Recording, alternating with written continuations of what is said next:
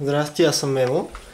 И в момента търсиме при баща ми, търсим раницата, която той ще носи неговата част от сделката, нали? За пътуването в Рила и реших, че трябва да ви покажа балкона. Баща ми го е правил. Просто супер мултитаскинг.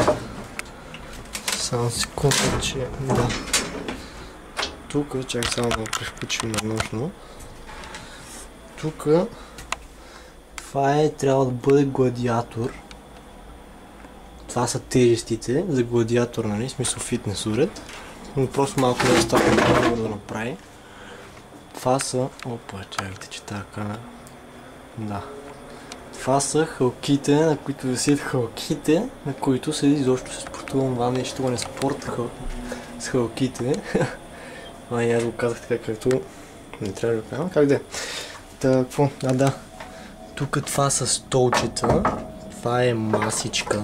Както виждате, това се дърпа, просто колелото го е затиснало. Това също е масичка. Това нещо се разтяга.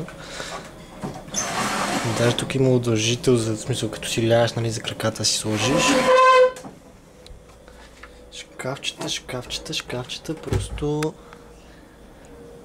направо идилия. Тук, като нали, се приберат тия жици, тия се затварят и всичко става като едно цяло. Тук как се отваря само, право наистина. Ево на баща ми. Да, отворихме го.